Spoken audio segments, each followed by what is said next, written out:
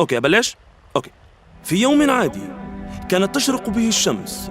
3 أشخاص برضو عاديين وجدوا أنفسهم في سجن ضيق يروون قصصهم على بعض ويروونها لنا، فلنصغي.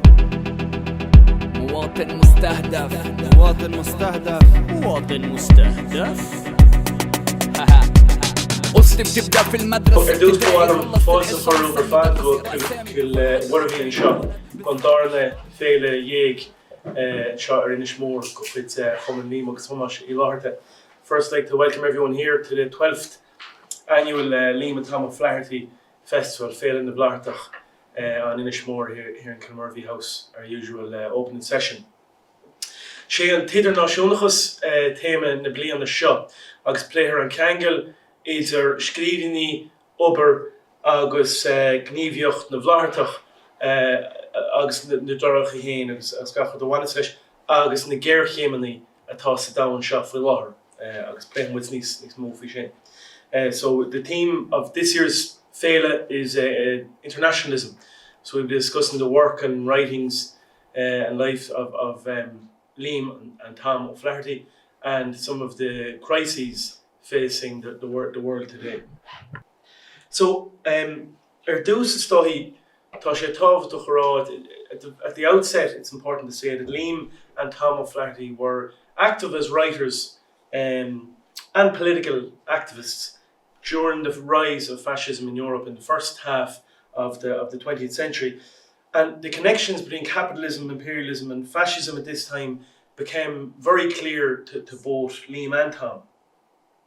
An Téireanach, the first weekly Irish language newspaper, which wasn't a new, a lot of people think it was a new or a new, it was actually an Téireanach, and that was co-founded by Tom O'Flaherty along with others in 1934, and that provided a socialist and anti-fascist view of events of the time.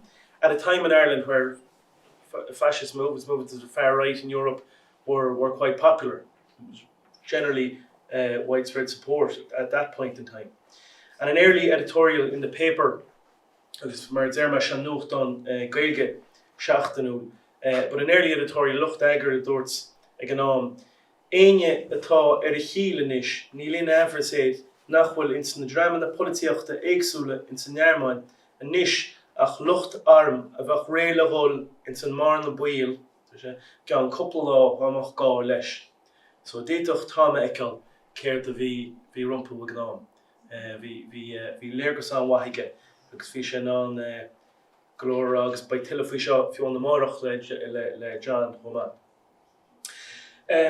The O'Flahertys too understood that fascism does not appear out of thin air, and just as in the 20th century, it's been the economic policies of multi-party liberal democracies across Europe and North America in particular that have facilitated the rise of far-right sentiment and political activity. And it's important to acknowledge that, and the incessant drive for profit and resources is generally the main factor behind these never-ending wars and the willingness to risk the slide towards apocalypse rather than striving for peace and ensuring a better quality of life for the people represented by these governments and regimes. As Liam's analysis, analysed Liam in this regard, that led him to take part in an unemployed workers' takeover of the Rotunda in January 1922 in protest at the very high levels of unemployment in the capital at that time, when others had begun to enrich themselves in the aftermath of Irish partition and the establishment of the Free State. So, to organise communities and to campaign against housing, education, health crises rooted in neoliberal austerity measures is ultimately, in the big picture, spectre more to oppose imperialist warfare and to promote a more humane reorganisation of economy based on the needs of society. And in that vein, we have a member of the campaign group Bán na Gaeltachta and Sha, Tashidirach Taki Sheila. Agus by session allowed for nearchem tichiachtas neeltocht. Fi mar tasha fi lahar agus quite gon achtasíocht a tar bonnig Bánu le couple of blian. So he'll the member of Bánu in the Gaeltacht, the campaign group for housing in the Gaeltacht regions and the islands. We'll speak a bit about that and also some of the campaigning that they have been involved in. And of course, it's impossible to talk about international crises without discussing the issue of Palestine and the daily nightmare being faced by the people of Gaza. And Israel's relentless attack on Gaza has officially killed more than 40,000 Palestinians, about half of them children, while many more thousands lie potentially under mountains of rubble in a completely inhumane scenario there at the moment. We're honoured to have with us today two Palestinian speakers who will give a bit of a further insight into the situation there, and hopefully we'll have some time for questions and answers with the guys as well. On the issue of Palestine, Tom O'Flaherty, we mentioned earlier about his insight into these things, and Tom, writing as early as the 1920s, gave a cogent and important early analysis of the situation in Palestine, as well as a nod to the imperialist impulses that are behind a lot of European and US policy. And he said, and quote, "It is always well to look for the economic reasons for wars, big and little, the nickel under the heel. While Palestine was under Turkish rule, the Arabs and Jews worshipped their respective gods and prophets in peace and amity. But when the doodlebugs of the British Empire discovered oil in the Holy Land, and British military experts learned that Palestine was located in a strategic spot on the road to India, Great Britain declared that the unspeakable Turk must no longer remain in possession of the cradle land of the Christian religion." So these show Tom Paris, Gort na Gapel and Shaw agus fiúans na snídig fihidi in the 1920s vi Shannon Ekel cared vi Rome Simon Lutter. And we can see obvious parallels in what Tom has said to wars of recent decades in Iraq, Afghanistan, Syria and so on, as well as to the rapid militarization of the European Union and expansion of NATO in Europe. And in recent times, some of the statements that have come out from NATO would certainly be a cause of concern. We have Stoltenberg, who's the Secretary General of NATO, recently stated that there are 500,000 troops at high readiness. Céard le ní féasca bailach. Ach, sin an cóhigs gan ócad se neamh agus go néile trí chéile. Agus tásúla an go manthasib sult agus tairmh a fiúan as na himachtaí ar fad a bheith ar siúlas go bhfeicimid an seoisib an bhliain se thugann gon tríú Féile Taobh chomh. So that's the context for this event today, with our guest speakers as well as for the Féile in its entirety. So hopefully you get to enjoy it, maybe learn some stuff, and discuss what the speakers are going to say here in a while, and that you might join us next year for the 13th festival again back in Kilmurvey this time next year. So first up, I'm going to ask, we have two speakers here, as I said, from Palestine. We have Hiba, who's from Nablus in northern West Bank, some row here. He was studying strategy, innovation and management in University of Galway at the moment, and she's going to speak with his presentation here with us. And we also have Ramez, who's from Bethlehem, and he is studying human rights, cearta déanna in East in Ulster in University of Galway. So we're delighted to have these two with us today. It's an honour and a privilege. So, gan helen will you?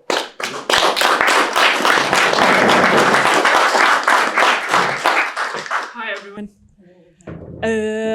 So the speech is around 20 minutes, and I was thinking, how can I summarize the rich history of Palestine in 20 minutes? Then I realized that maybe this picture will say a lot.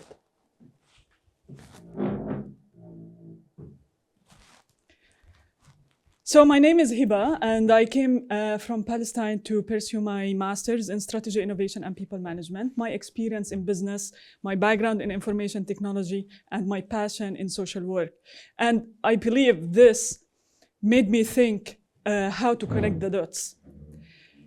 So let's see how we will connect the dots. If you do this exercise now, and you go to the Google search and put Israeli kids in Israel, you most likely will see these pictures. And when you go with another tab and put Palestinian kids in Palestine, you most probably see these pictures. The first impression is lovely kids in a secure country.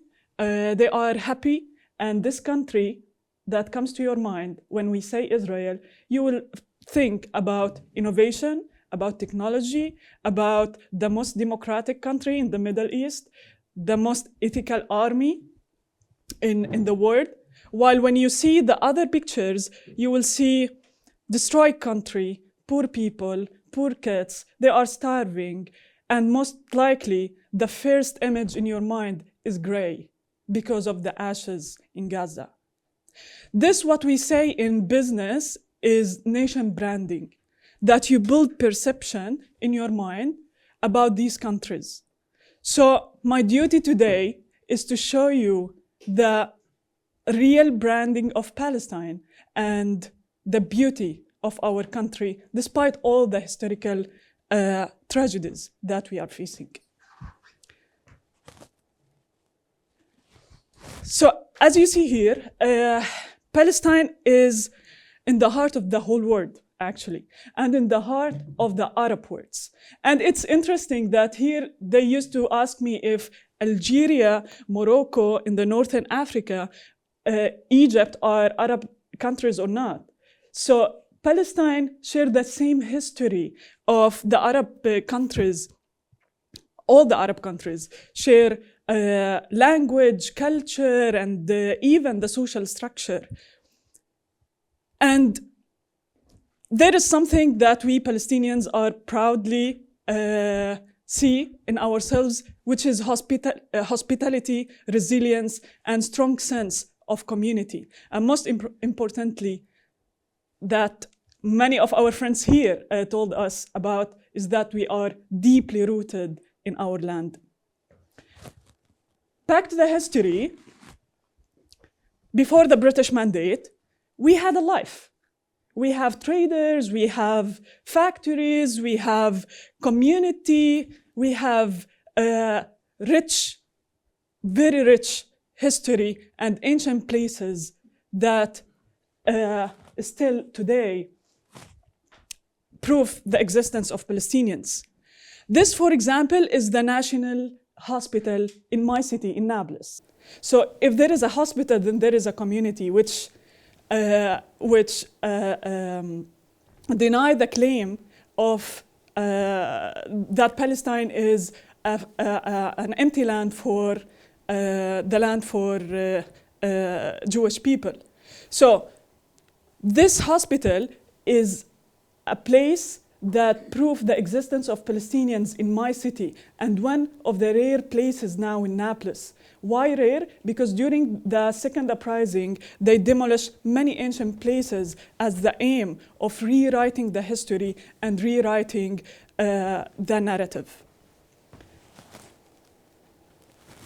Following the World War I, we had the British Mandate, and since then, you can see the map of Palestine as it today, the map of Lebanon, Syria, Jordan, etc., that separated us through borders.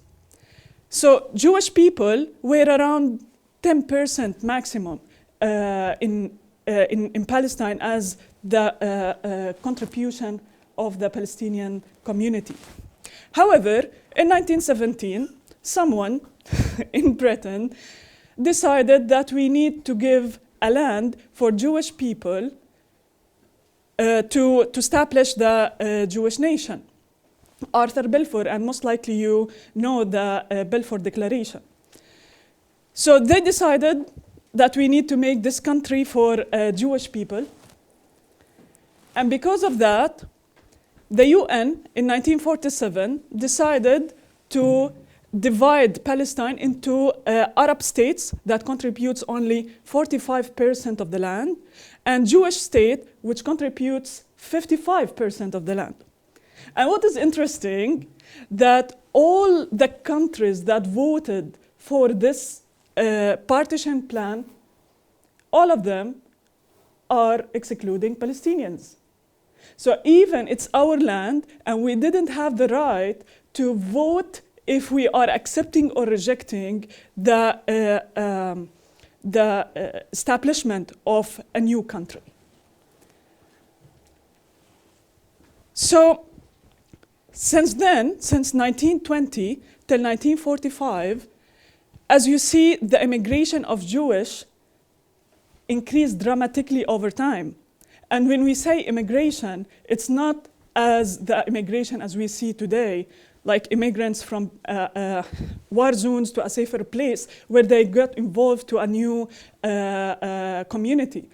In this context, it's all about colonialization and ethnically cleansing Palestinians from their lands. As a result, in 1948, and most likely you know the catastrophe or a Nakba, in 1948, Palestinians were displaced and ethnically cleansed. So some of them became a refugee in Lebanon, in the north, or Syria, Jordan, or internally displaced in Gaza and West Bank, or the so-called now Gaza and West Bank. And that's why, maybe Ramez will tell you about more, that's why Ramez became a refugee, because of what happened in 1948. And this is important to mention, that we are not talking about far history. It's the generation of my grandfather that we, as the new generation, are still suffering from.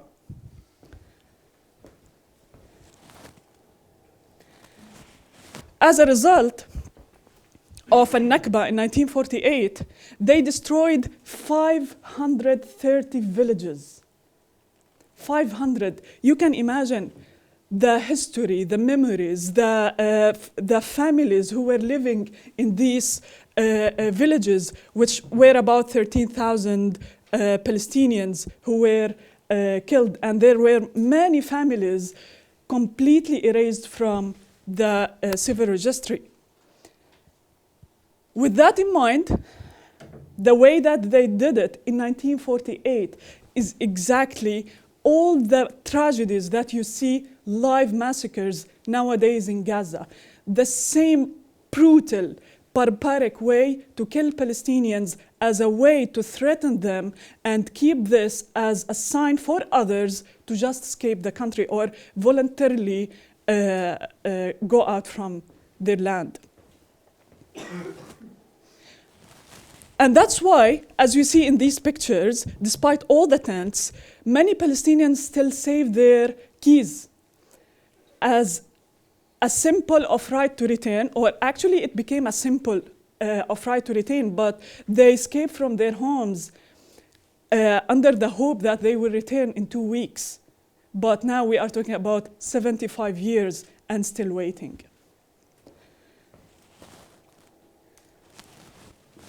So, throughout the history,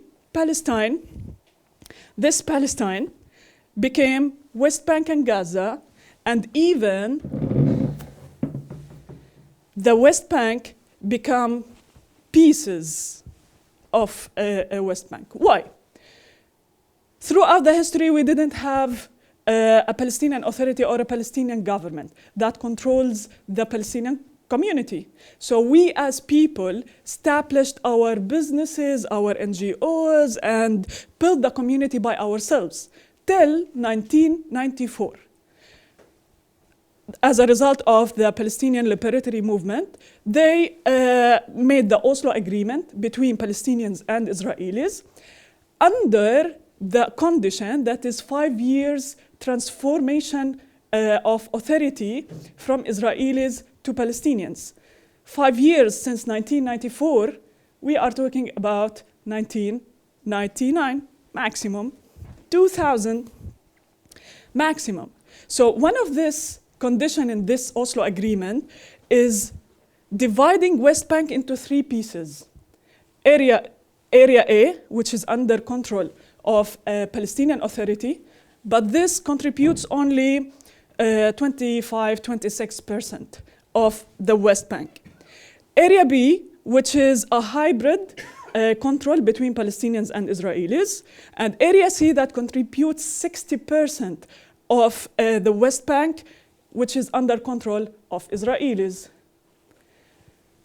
That could be fine for 5 years, while all the authority will be moved to the Palestinian Authority, but in fact, because of the continuous negotiation between Palestinians and Israelis, this 60% was a way that Israelis used to build their settlements in the West Bank.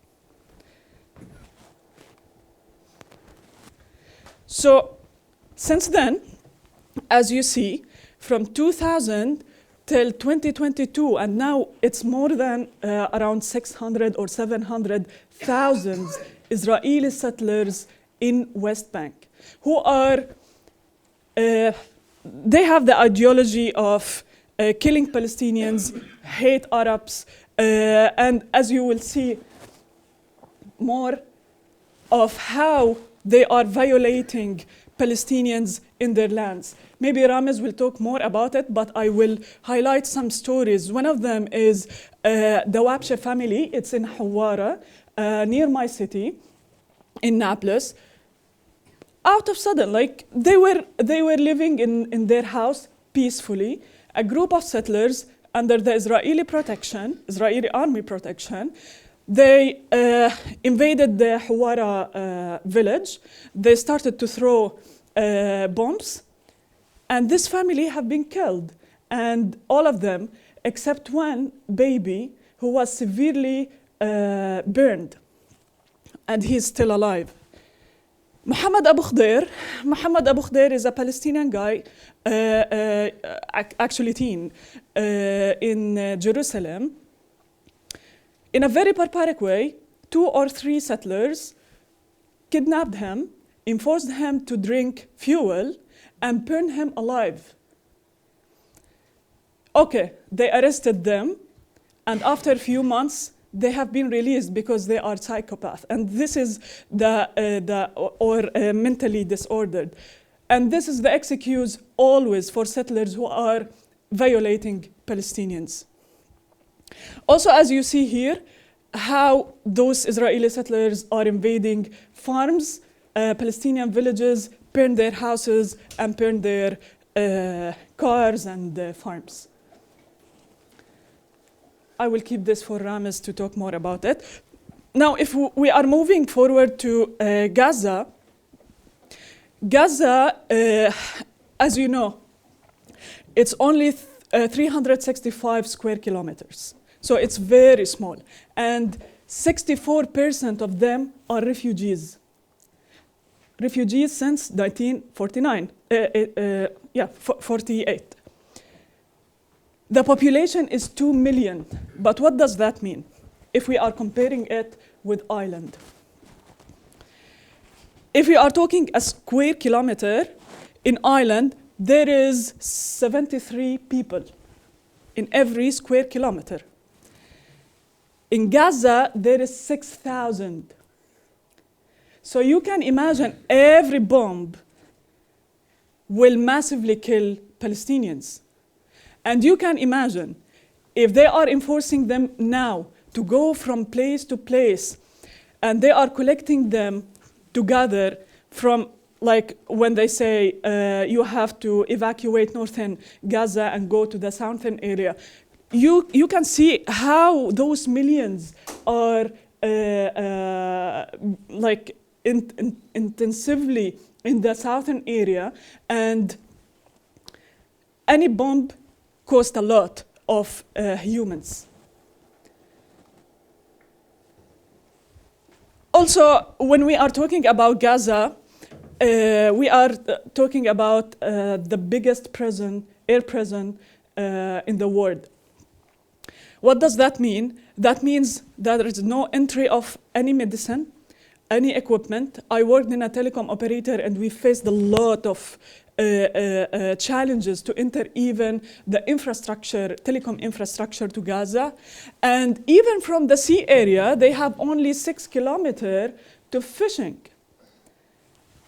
And these borders, the main borders, which is Karm Abu Salim and Rafah border, and areas in the north, those two are completely closed till the Israelis' permission, and Rafah crossing borders also closed. So when we came, me and Ramez, in a scholarship with our colleagues from Gaza, it was easier to meet here in Ireland than meeting each other in Palestine, because there is no way to visit Gazan people to visit West Bank and vice versa.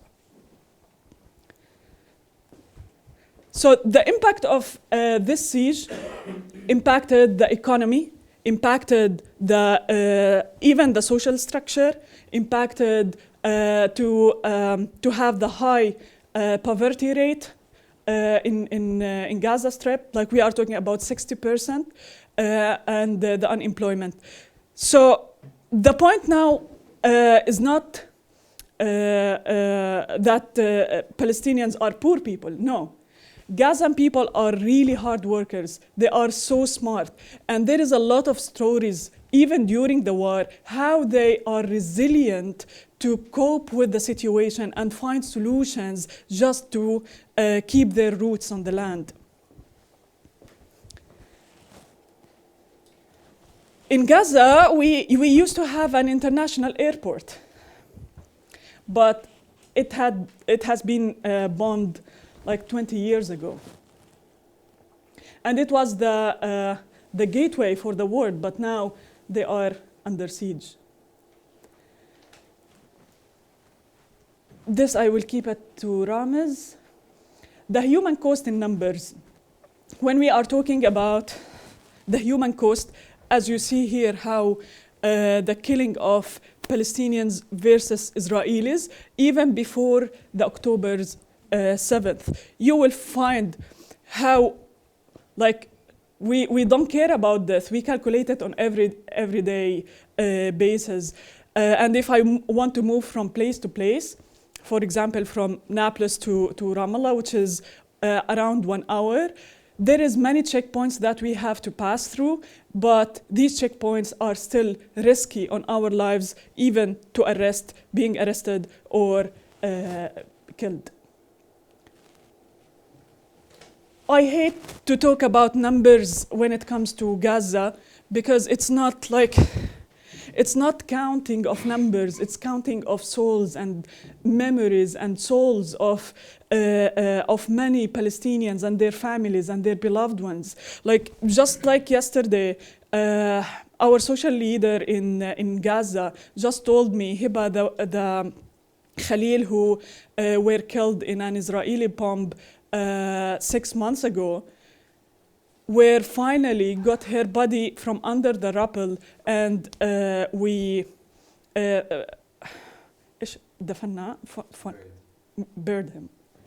buried him.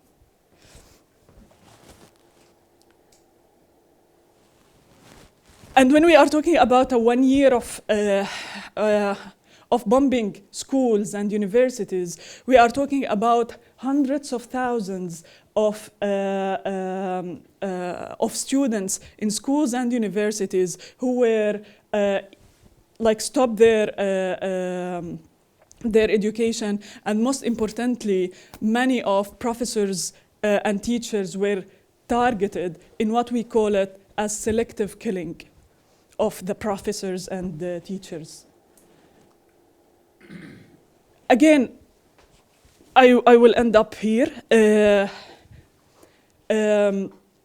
As I told you in the beginning, it's all about perception. So please don't see Palestine as a gray image. This is Palestine, where the souls of Palestinians are there to welcome you and find the hospitality and the traditions, rich traditions, in fact, in our community. So yeah, maybe we need to make a nation branding, but this is Palestine, and this is how we Palestinians see our country. Thank you. فمسكت حالي قلت يلا عزو نشتغل نلاقي شي صنع. بعد ما لقيت اعلان مالوش خاص بجنود، رحت على المقابله قالوا لي اسمك قلت محمود، قالوا لي غيره لا شي مقبول، قلت لهم مرفوض، قالوا لي وانت كمان مرفوض. I speak too fast because I do have this tendency to speak fast. But basically in my part I'll be talking about the West Bank, and I think all of us know what is happening in Gaza, and Hiba did a great job in explaining the situation, but unfortunately a lot of people don't really understand how great, how bad the situation also is in the West Bank. So in this part, I'll show you just like a glimpse of what is happening in the West Bank in terms of like violations of human rights, settler violence, land appropriation, apartheid, etc. However, it's very important to understand that what is happening in Palestine did not start on October 7th. There has been 75 years of history of human rights violation, of oppression against Palestinians, but just in 2023, actually, it has been the deadliest year for Palestinians prior to October 7th. So around 200 Palestinians were killed by Israeli forces and settlers throughout the West Bank in different areas. No city is safe in the West Bank, also including East Jerusalem. This period saw different policies, different practices by Israeli forces and Israeli settlers. And I'll explain you the difference between Israeli forces and settlers in a bit.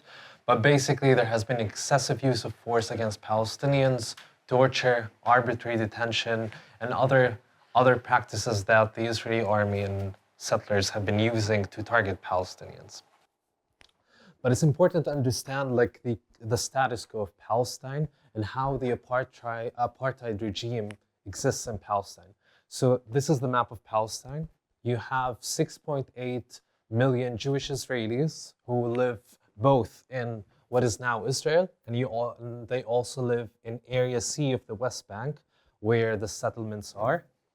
Of course, under this apartheid system, Israelis can do whatever they want. They have full rights. They can build anywhere in the West Bank in Area C. They can travel freely. They have their own roads, different privileges, different, more special human rights. And then you have under the pyramid, you have the Palestinian citizens of Israel. Basically, those are Palestinians who remained in their land in 1948, meaning they were not expelled. They only constitute 1.6 million, and that is around, I would say, like 10% of the population. Still, even as citizens, they are considered second-class citizens because there are many laws within Israel that systematically discriminate against them. Just to mention one law, for example, they do have a law called the Nakba law. This law, if you are a Palestinian citizen of Israel and you have like a school or you have an organization in your society and you want to commemorate the Nakba, like the tragedy of what happened in 1948, you will immediately get your funding cut out. Like you will not receive any support from the government. But then also they have other kind of policies that target Palestinian citizens of Israel.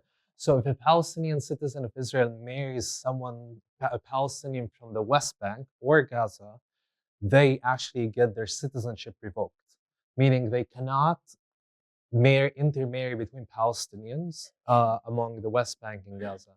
And then you have under the pyramid, you have the Palestinians who live in Jerusalem. Now, those Palestinians are like in a very tricky situation because what they have is they don't really have a citizenship. They have what is called permanent residency, but it's not really permanent because if you leave the country for 2 years, you have to prove to the Israeli government that your life centers around Jerusalem. If, let's say, a Palestinian from Jerusalem leaves the country, studies for like 2 years, then if they come back, there's a big risk that they actually would lose their citizenship and like their residency, and it would be revoked. But also, of course, I mean, those Palestinians cannot own any land here. They cannot really travel. They have to be concentrated in this area, only in the eastern part of Jerusalem.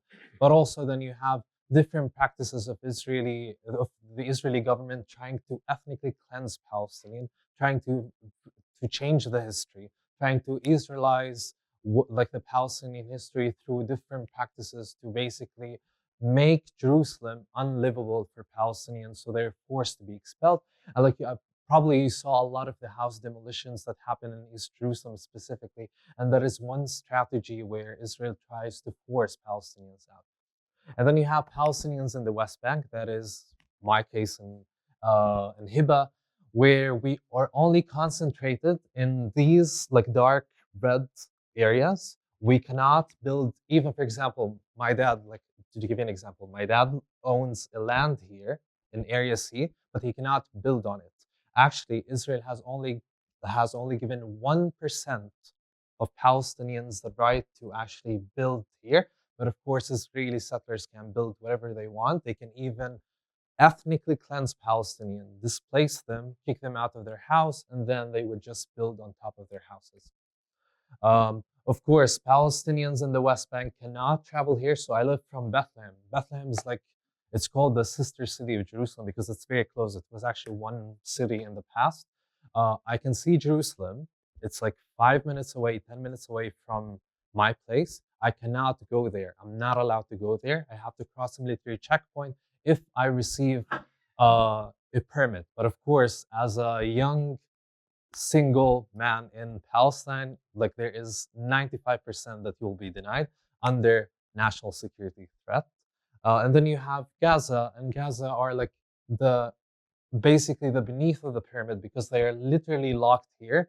If they need to travel outside, they need to actually apply for a specific permit. In the vast majority of cases, they are denied.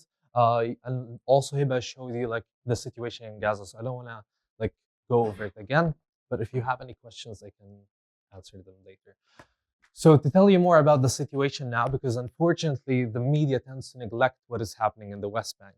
And although the situation in Gaza is horrific, but we also need to shed light what is happening in the West Bank. So following the events of October 7th, Israel basically has intensified policies that already exist in the West Bank. So even prior to October 7th, most cities, most villages, most refugee camps were raided. And I'll show you more pictures of how raids actually take place. But basically, by June 2024, the Israeli occupation forces had conducted over 5,505 raids. That's almost like on a weekly basis. The Israeli army comes to your village, comes to your city, comes to your refugee camp, mostly at night. They terrify the population. They not only, it's not like just a simple raid. It's followed with destruction, with detention, with torture in the vast majority of cases. The Israeli army was responsible for 899 direct attacks against Palestinian civilians, while Israeli settlers carried out 1,250 attacks. Now, it's important to mention that here, in the vast majority of cases, also those Israeli settlers are trained, armed, and supported by the government. So you see, for example, sometimes the Israeli government condemns those settlers, but at the same time, they are the ones who give them the weapons. They are the ones, you literally have a lot of videos and pictures of those Israeli settlers accompanied by the Israeli army doing nothing while they terrorize the Palestinians in different areas. And then you also have different ministers in Israel, like for example, the Minister of Finance and the Minister of National Security showing like relentless support for those people. And actually the Israeli Minister of National Security provided more than 20,000 weapons to those settlers. And then you have the Prime Minister of Israel saying we condemn those attacks, but we need to understand like how the Israeli government tries to manipulate the support, because of course publicly they cannot support, but in reality this is sanctioned by the Israeli government itself. So by August 2024, these operations resulted in over 579 Palestinians killed. Unfortunately, in most cases, the media is not really reporting on the situation in Palestine. This is the highest fatality rate since the Second Intifada back in 2000. This included 143 children.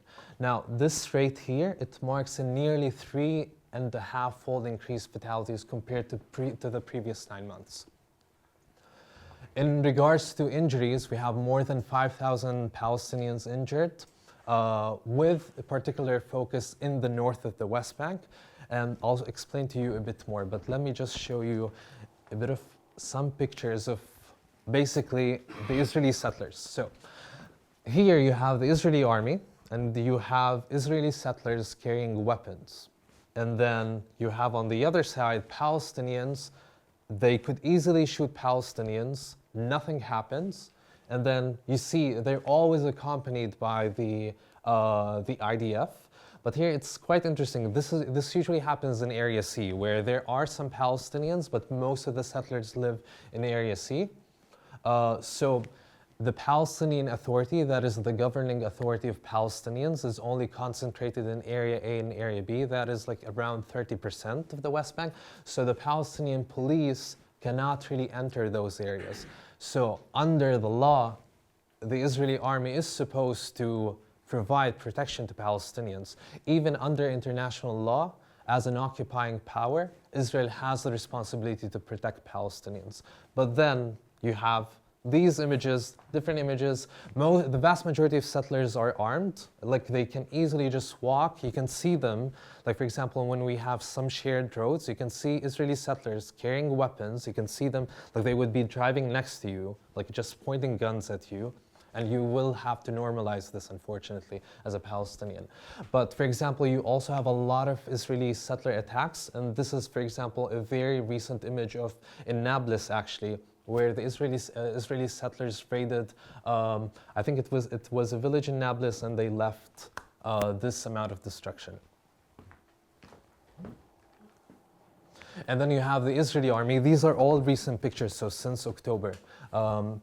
So when we talk about trades, these are not just like one soldier entering a certain house in Palestine. It means you have all of these, I don't know what you call them, to be honest, in English. I think they're not trucks, but armored vehicles entering cities, entering villages, and leaving this amount of destruction, leaving a lot of people killed, and also imposing sieges on villages. Now, this is what many people, and especially legal scholars, call a scaled down version of the genocide that is happening in Gaza. This means that Israel is testing the water to see how the world would react. But unfortunately, with the world, not unfortunately, but since the world is focusing a lot on Gaza, they tend to forget the West Bank. And here it's important not to separate the situation as if it's like Israel versus Gaza. It's Israel versus Palestinians, and these policies, this destruction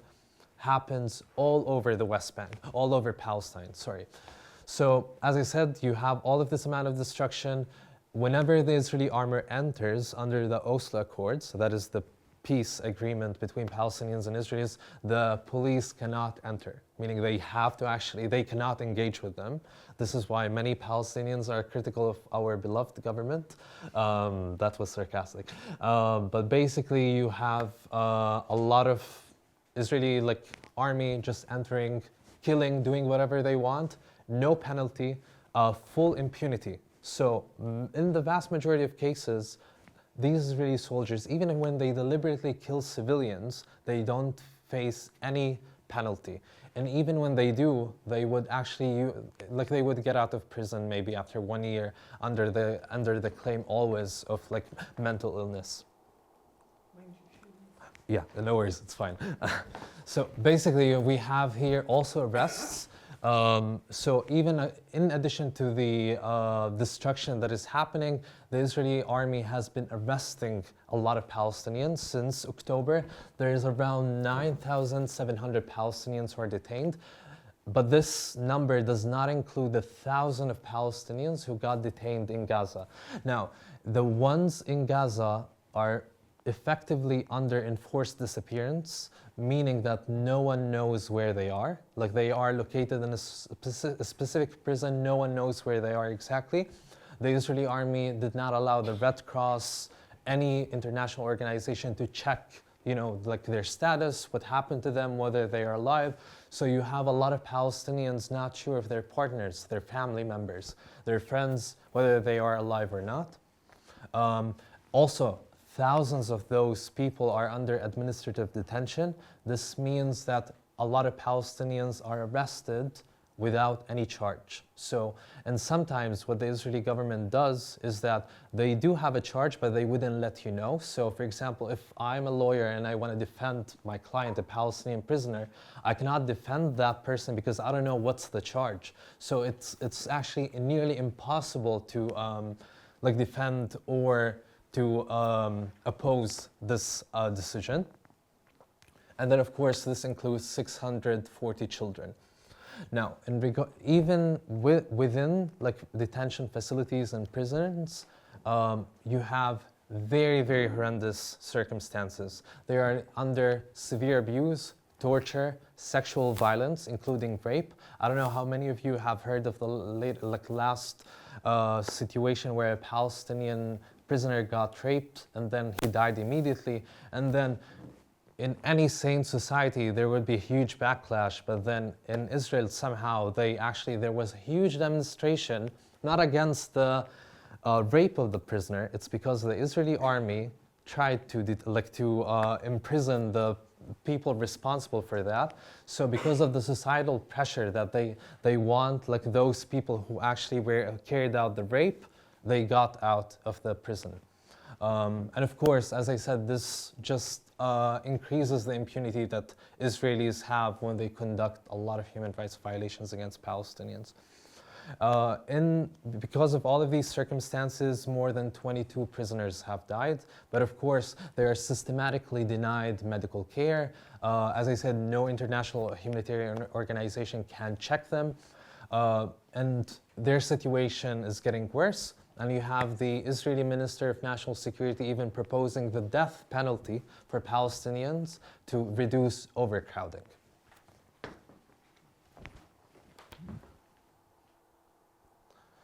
Now, in regards to mobility restrictions and checkpoints, so for example, this is a clear image of what I mean by apartheid. In this side, you have a Palestinian road, and then in this is an Israeli settler road. Now, the difference between these roads, these are not just this is not separate but equal.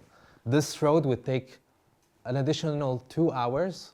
This would be just like 30 minutes. So for example, I live in Bethlehem, and my old university was in East Jerusalem in Abu Dis, which is a village in Jerusalem. If there are no checkpoints, it would take me around probably 20 minutes, but because of checkpoints, it sometimes takes me an hour and a half, it takes me an hour. Depends on the mood of Israeli soldiers. And I remember because I had to take a lot of classes at 8 a.m., what the Israeli soldiers would do is that they would deliberately make students late because they would actually, they know that there are students going to the university, so they would just point guns at you, degrade you. And of course, this experience is degrading because you realize that at any point, you can be killed just for the sake of, it basically depends on the mood of the Israeli soldier. So since 2023, as of July, I should probably update them, but basically you now have 707 military checkpoints and 2,369 flying checkpoints. What I mean by flying checkpoints are arbitrary checkpoints. So if the Israeli army decides to put a checkpoint in a certain place just to restrict the movement of Palestinians, they would just put it between cities. And here it's important to emphasize that between every single city in Palestine, there is a checkpoint. So if I want to go to Hiba's city, I have to cross at least 3 checkpoints. If I have to go to Jerusalem, I also have to cross a checkpoint, although it's 10 minutes away from me. And of course, these have a lot of consequences because students go to other cities for universities, then you have people working in other cities, and of course this just leads to different difficulties. So I think this is part of the strategy that Israel tries to impose to make life unsufferable for Palestinians, to give them the perception that this land is not theirs and they need to move out. And this is part of the destruction of the people. They want to remove the Palestinian of the people and of the land by rewriting history and making circumstances difficult for them. These are pictures of some military checkpoints. So this is, I believe, if I'm not mistaken, this is the checkpoint that I had to cross, if this is from Bethlehem to Jerusalem. And then you have situations like this, overcrowding. You have in Hebron, for example, because in Hebron, it's the only city in the West Bank where there are settlers within the city itself. You have basically children going to school, they have to go through military checkpoints. And you have also like, these are people who work in Israel, they have to go very, very degrading circumstances, conditions to actually get inside. Almost done, but I think this is, now regarding displacement and land appropriation, I think when we talk about Palestine, it's important to emphasize this is settler colonialism. Zionism has this ideology that they're here to not only, like it's not living in, it's not coexistent, it's to actually transfer the population out of Palestine to ethnically cleanse them and changing the history. So since October, approximately 3,000 Palestinians, including almost 1,000 children, have been displaced in the West Bank. And this has been conducted through raids, attacks by settlers, and other measures. And then you have also on top of this, Israeli constantly and systematically demolishing, confiscating, and forced the demolition of over 1,390 Palestinian structures. By forced demolition, what I mean is sometimes the Israeli army would force Palestinians to destroy their houses, and sometimes Palestinians would do this themselves. The reason why is because they tell them that they would need to pay like Israel to do that, so they'd rather do this for themselves. So basically, this is just some statistics, but because for the sake of time, I want to move to just this. Now, in regards to the illegal appropriation of the West Bank, so most recently Israel has appropriated like the highest amount of land since the Oslo Accord, so since 1993. And this is important because it's a slow process of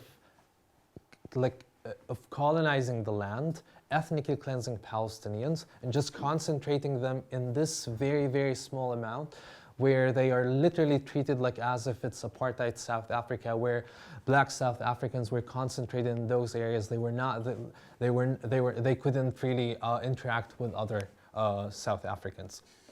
But this is also important because even though the ICJ in its latest decision deemed the Israeli settlements and the Israeli occupation illegal, and it stated that it amounts to annexation. Basically, it becomes part of it comes under like Israeli authority, and also they had this obligation where Israel must cease immediately all new settlement activities to execute all settlers. But of course, without pressure from governments, without any movement from government to do such action, nothing will happen because the ICJ does not really have an executive authority. But this is important because at least grassroots groups, NGOs can use like this decision to basically call for an action for their governments. The last thing I want to say and end with this is, I think it's important to discuss, of course, the humanitarian consequences and the political consequences, but of course there is an economic side of it. Many Palestinians have lost most of their income because since October, 29% of businesses in the West Bank have been completely or partially destroyed. When you have an Israeli army raiding a city, raiding a village, and destroying everything around it, then you have people not being able to leave their houses for multiple days. Then you have Israeli army deliberately destroying stores, businesses just for fun, just to give a message to Palestinians that they are not safe here, that they want them outside of Palestine. And then, of course, you have Israeli settlers burning down a lot of businesses with full impunity, unfortunately. And then you also have for Palestinians who work in Israel or who used to work in Israel, Israel has revoked approximately 160,000 work permits. Now this rate, I do believe, I'm not sure, maybe he can correct me, I do believe it's around 200, actually it was 170,000 Palestinians who used to work in Israel, so that's technically more than 90% of Palestinians had their work permits revoked. So it's a pattern of collectively punishing Palestinians, making sure that no Palestinians safe. All Palestinians are these uncivilized people to Israel. And then you have different levels of society. You have leaders, you have singers, you have settlers, you have everyone dehumanizing Palestinian, thinking that Palestinians are naturally and inherently anti-Semitic. They're not resisting the occupation because of this, just because they hate Jews, but then we make sure, tell the world that this is not a religious conflict, it is a settler colonial thing. Anyone in these circumstances, if our occupier were Muslims, were Christians, were Hindu, whatever, then the same thing would happen, because no one would accept living under such circumstances where you're constantly dehumanized, where you constantly have your human rights violated, where you're not treated as a human. For example, in Gaza, most recently, the Israeli army changed a policy of using dogs like to check booby traps areas, replacing them with Palestinians, basically using them as human shields. This just shows how Israelis devalue Palestinians. To them, Palestinian life is nothing. And when you have this, of course, Palestinians would give up. They would actually resist, but then no resistance is okay for Israel. Whether it's human rights advocacy, whether it's military, whether it's armed resistance, nothing is acceptable. Now, because I think I ran out of time, but that should be my presentation. Thank you for listening.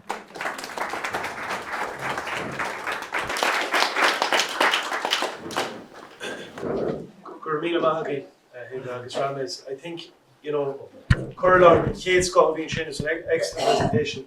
Thanks for taking the time to do that. I think, Clush might fish cearta, Gaharis for Loher for Yaza, of Malashin, Nishrish, Clush with the shots of shows from Roch here. We hear about Gaza a lot now. We used to hear intermittently about things that happened in Hebron or Ramallah or these places, but that's been kind of, Gaza has taken precedence for obvious reasons. So it's interesting and good to get the bigger picture and to understand the broader structures and what has happened over recent decades and further even back. So, Gormeen Mahagi, there probably is questions. So, Keshtani, questions. Has anyone questions for on either of the two issues, Palestine, Bonu, the campaigning? Yeah, I just like to thank the two Palestinian representatives for being here. There's a couple of things baffle me about it, probably most Irish people, is the Israeli settlers. Who are they? Are they Israelis that are already there, that are moving into the West Bank, or are they coming in from other places? And the other question is what do the Palestinian people think of the United Nations? I mean, it's obvious to me, and I think it's obvious to most Irish people, that they're suffering a genocide. There's no other word that can describe it. So what do the Palestinian people think of the United Nations, their actions? What do they think of the United States, which is obviously a big backer for Israel? So genuinely, have they lost frustration? Have they lost hope with the UN? Have they lost hope with a settlement? Is there a two-state settlement there for them, or is it one-state settlement? There's a lot of questions in that. We do, because it's a couple of very good points that maybe if we take another in case they tie in case someone has a linked question, you can be thinking about what Palestinians think of Joe Biden and Donald Trump. Because one of the questions I'd like to ask is about Anthony Blinken. He's just been there again, and he's failed. Who hasn't come on board? Or from your perspective, what's the problem? Yeah, good link questions. So maybe if anyone has maybe one more question at this point on either issue, anyone else wants to jump in? Okay, so now you know Maryla. Oh, sure. Okay, we'll take those two. So, Do you want to go first? Or? Okay. Regarding the Israeli settlers, so they come from different areas.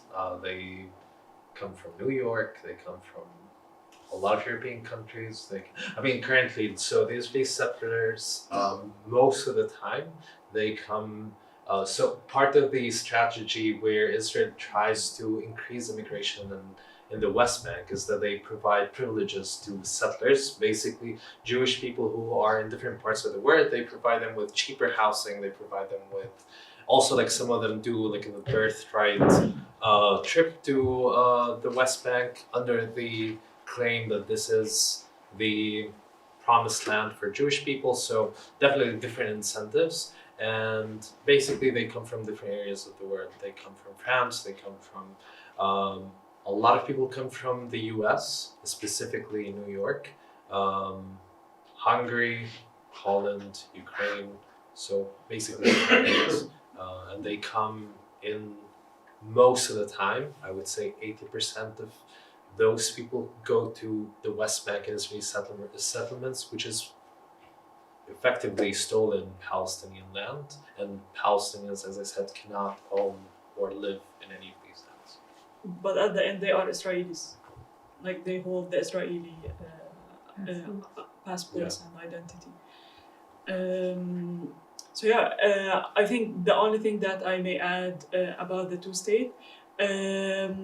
So Palestinian Authority throughout the negotiation process since 1994, they are saying like we respect the agreements with the Israelis and we want to negotiate as a peaceful way to have a state, a Palestinian state.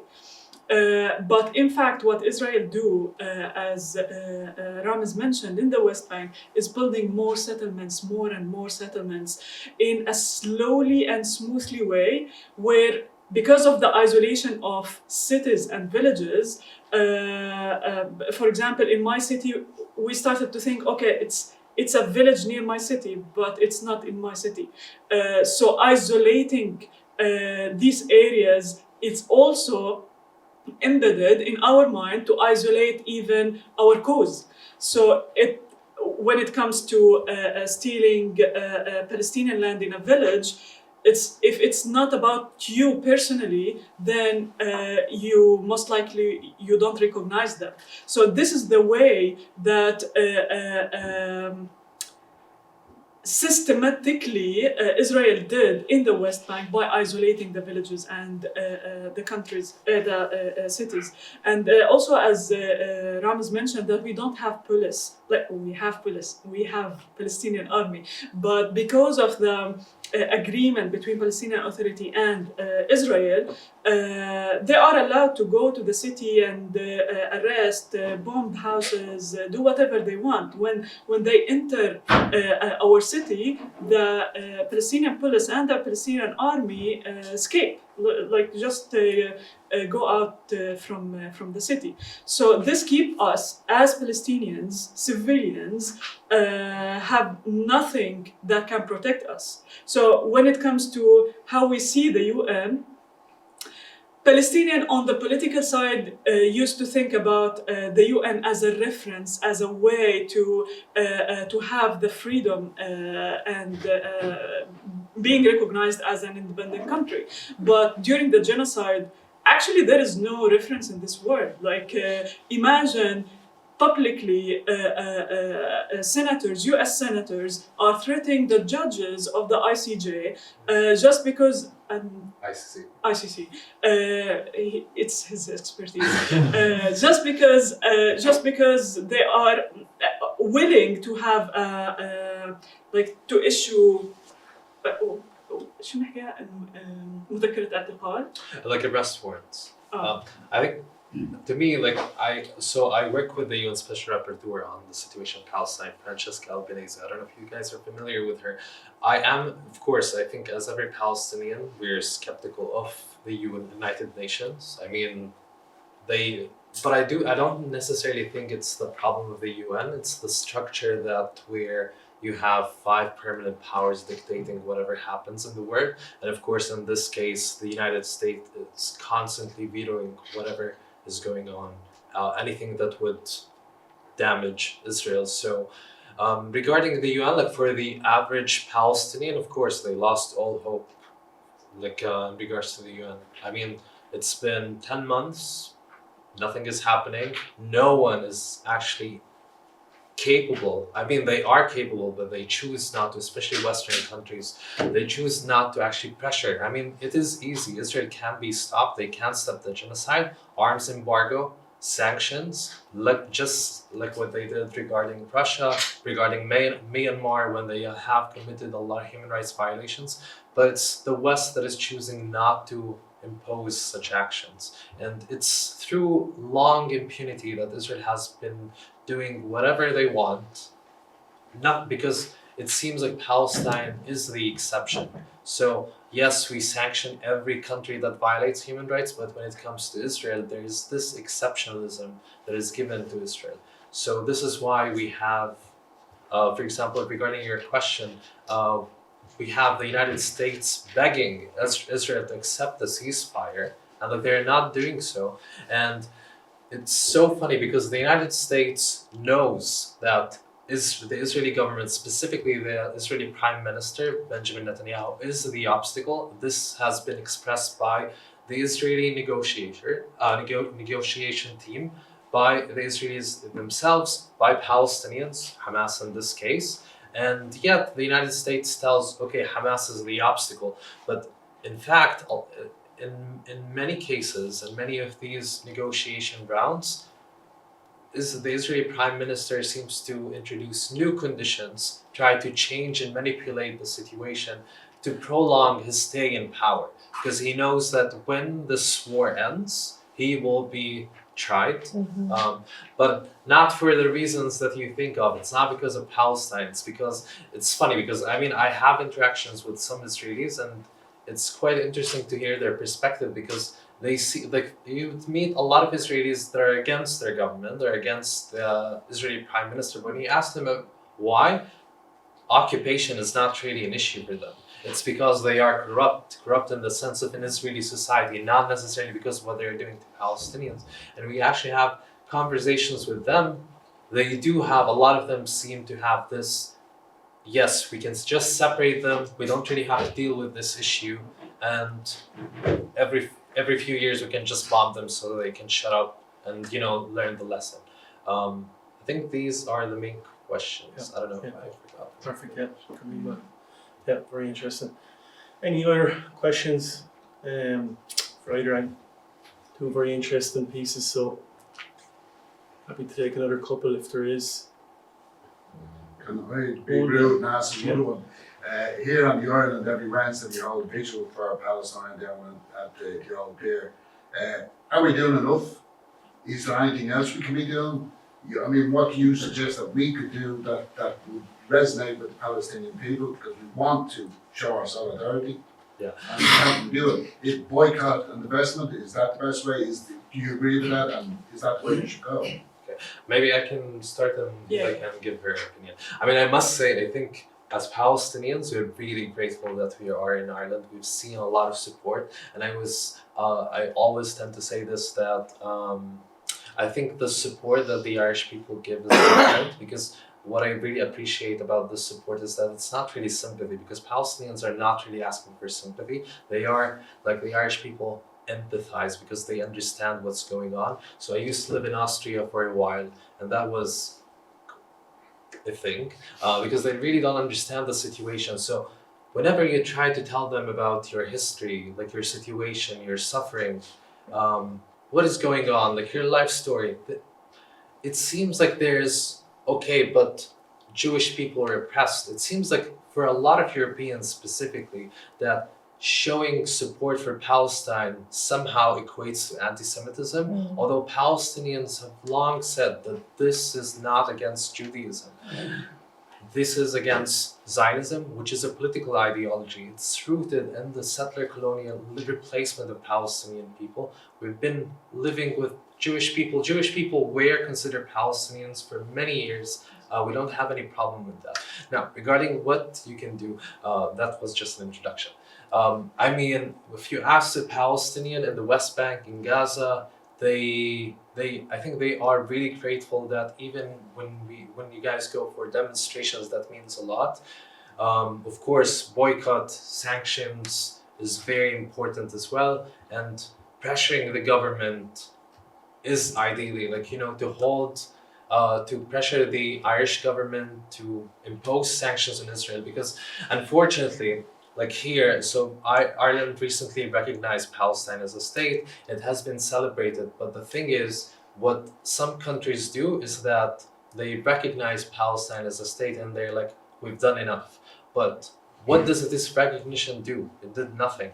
What Palestinians are asking for is an arms embargo, sanctions, ending any kind of diplomatic relations, putting pressure on Israel, because yes, recognition is important, but this is after what is happening. This recognition will not stop the genocide, and if we don't stop the genocide, there will be no Palestine to even exist in a few years. So it's better to actually, do tangible actions rather than symbolic. And unfortunately, I do consider this action symbolic. It feels like some governments are trying to evade the responsibility of imposing sanctions by simply saying, oh, we're better than others because we recognize Palestine as a state. Yeah. The other thing that I may add is all what you do as Irish or as civilians maybe towards put pressure on the government or raising awareness is all about the local community. But what we can do is how to make this solidarity impact the Palestinian community directly. So I'm running a social startup called Sawaid. Sawaid is an Arabic word that means hands together. It's a platform that connects volunteers with the right volunteering opportunities and provide a full management system for the nonprofits. During the war, we started to think what shall we do towards our community? And one of our initiative is Sumud Network. Sumud is an Arabic word that means steadfastness or resilience. What we can do here is how we can build bridges between Irish non-profit organizations with relevant Palestinian non-profit organizations, because this is important to mention and we didn't cover in our presentations. Unlike Ireland, where non-profit organizations rely on the Irish government fund, in Palestine, last 20 years, we started to rely on the foreign fund, and foreign fund is most likely conditional, meaning that many non-profit organizations during the war didn't have the ability to protest because of the obligations if they did anything towards what's happening from the US or European fund. And even though, as you see in UNRWA, it's the same with many other organizations in Palestine, it's just like one decision. It's on or off to cut the fund or pursue this fund. So what we are thinking of is how we can build on the rich experience and the important interventions of the Palestinian nonprofits through self-sufficiency by selling their products from Palestine, maybe here in Ireland, finding selling points of their products, which is high quality products. This is a perspective. The other perspective is building these bridges can expose both relevant organizations. If we are talking about art, for example, between Ireland and Palestine, they can expose to each other, build on their expertise and even the intelligence. The other aspect is volunteering. I wish we can volunteer in Palestine, but at least in this stage, we can volunteer virtual volunteering for Palestine and on behalf of the Palestinian non-profit organizations through advocacy, through fundraising, or even shared causes. Because if we are talking about disability, it's the same in two countries. If we are talking about whatever, there should be a common ground that we can build those relationships together. So I would love to talk more about it if you maybe in the break. Excellent, yeah. Great points. Sorcha? Ag ar gcuirtaí fa scéalann sa dit le couple lein was gur etil gur imi etiltí isteach dailte na tíre seán spáis na tíre seo ar a meala as Israel go America le haramlón a bhailú. Agus cumáid an dara ceist hánig muid le seachtain nuas gáil an cólacht airachas easa in é díaneistú a dhéanú ar go a bhí acu agus an cólacht airachas. So cin waint cé is féidir le muitir na héiríon dhéanú go practicúil maidir le ceannachtaí agus cinnti ceannachta dhéanann siad maidir le Coca-Cola agus maidir le McDonald's mar hampla. Yeah, so I don't know if you're aware of, there's a story recently in the media about it's been proven that there has been flights in Irish airspace between Israel and America to collect arms, and it's been in the media the last couple of days, maybe aware. So maybe what do you think of that whole story? There's also been an issue around the company AXA, the insurance company AXA, and investments in Israel and settlements. So kind of the question, what can we do to try and, you know, campaign on that and stop that happening? Because obviously that points to exactly what you were saying earlier. Now, I do know that the AXA, for example, like recently, a few days ago, I think it was 2 days ago, that they actually chose to divest from Israel. So now they don't really have any connections with Israeli companies, which is amazing. It's been great. Now, regarding the first question, is it regarding Shannon Watch, like how or... No, this was a specific... There was sovereign airspace. Evidence that there was in Irish airspace flights between Israel and America to collect weaponry. Yeah, it was stated by an Irish government representative. I mean, definitely, I think it's the same thing regarding, like, you know, pressuring. I mean, the thing is, one point is that we do have to raise awareness for, like, also the Irish public, because people thought that, as I said, like, by recognizing Palestine, the Irish government is doing a lot of Palestine. I mean, it has been, I mean, compared to the position of other European countries, Irish is of course leading amongst European countries, but also it's important to raise awareness, like, you know, to highlight these issues and tell the public that actually, you know, although they have recognized Palestine, they're still doing these actions that are they are contributing to the genocide that is happening in Palestine. And through like raising awareness, it is important to mobilize like people within Ireland to actually inflict further pressure on the government. I think without pressuring the government, of course, they wouldn't do much, and it seems like the pressure on the government has declined a bit following the recognition of Palestine. And it's important to always hold the government accountable and like tell them this is not enough because the genocide is going on. What have you done since the recognition of Palestine? So it is important to hold like the Irish government accountable for things. I know also that they have been sending some dual-use items to Israel, which some of them have been used to actually, I think they have been used also in regards to, actually I will not talk much about this because I'm not very aware of the nature of these dual nature weapons, but there also has been a controversy regarding Ireland sending certain items that have been used also in Gaza, like in terms of bombs, etc. But I would need. Absolutely, no, it's an excellent point. It is 2:15 now, so we're going to wrap it up after this. The three speakers here I know have a lot more to say, and it's been a really interesting, valuable discussion. Just Matthew, the last question, we'll leave it to Matthew, and then we can have a short discussion on that, and then after that, then we're going to head off. And as I said, 3:10 to be back. I hope people brought raincoats. Just to make clear, this is entirely in my own capacity. I suppose the question I have for you when you look at the pressure coming from the Irish public on the Irish government, and it's no word of a lie that the Irish government has lagged very much behind the collective will of people here in Ireland. The position of Irish people has always been very advanced and very aware, and we all know the reasons why. But I always find it interesting that if you look at the case of apartheid in the 1980s, and when you had Irish workers leading the charge against the apartheid South Africa, the Duns woman who refused to handle the fruit had the backing of their trade union.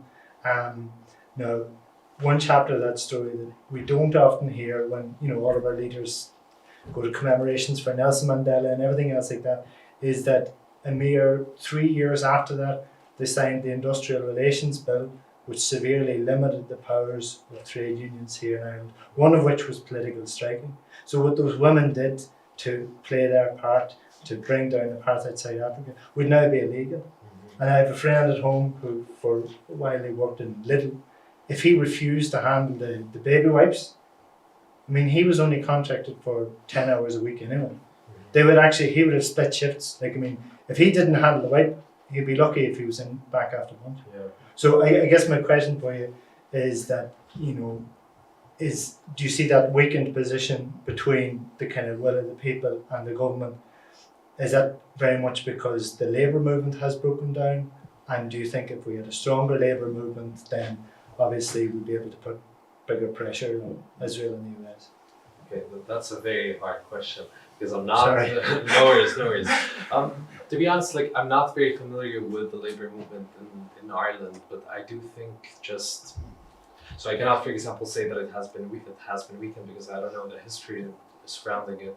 But I do think that just to cause a change in Ireland, just regarding, I mean, it needs one person to make this change. It needs, similar to what happened, like for example, with the Dunn stories and with the women refusing to hand the oranges.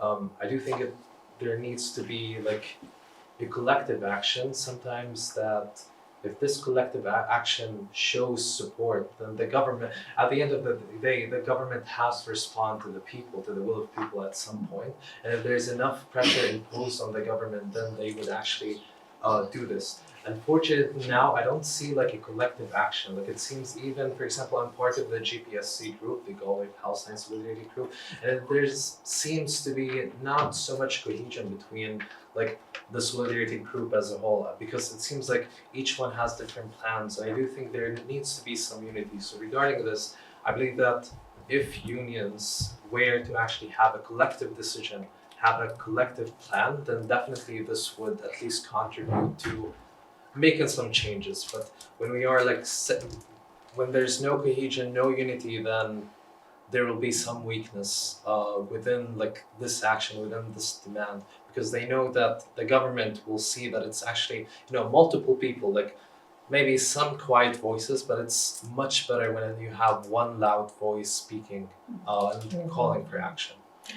But again, like we cannot minimize the effort by individuals themselves. So, for example, you can see the employees of Google and AWS who knows about the projects that their companies are involved in with the Israeli military.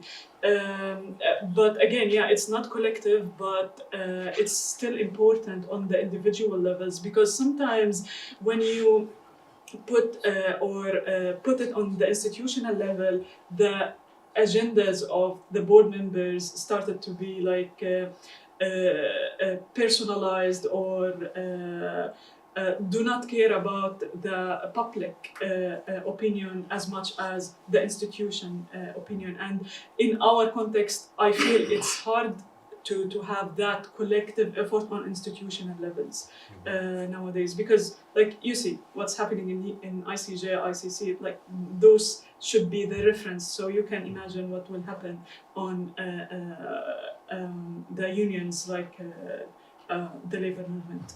Yeah, like for example, is it just one last thing? Like for example, in several European countries, this is not really related to the question, but you see a lot of grassroots groups also like holding their governments accountable, like bringing them to court for arms, like transport to Israel, and you see a lot of support. So it needs one case. So it started in the Netherlands, and then you see where like one group basically brought the government to the court, that they are like sending weapons to Israel that they have been using against civilians in Gaza, and then this action spread around Europe. So now you have a case in the UK, and then you have a case also in France, and then a case that was actually won in Japan. So definitely, I think there needs to be like a certain action that would incentivize people to act. So although this is on an international level, but I do think that even in Ireland, like if there's this strong action, even if it's an individual, this would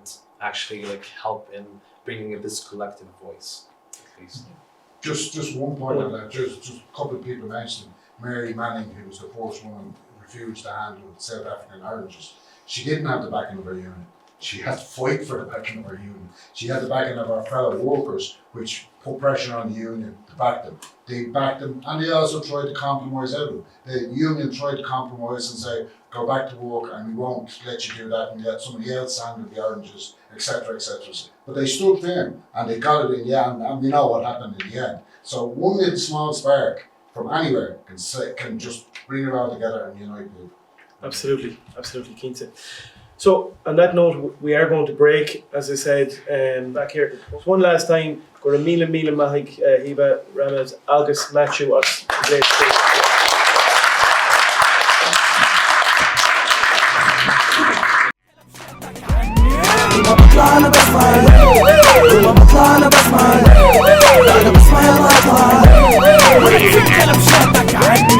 من ناحية اقتصادية ما في عنصرية، في مساواة، نص لحسابهم والنص التاني على حساب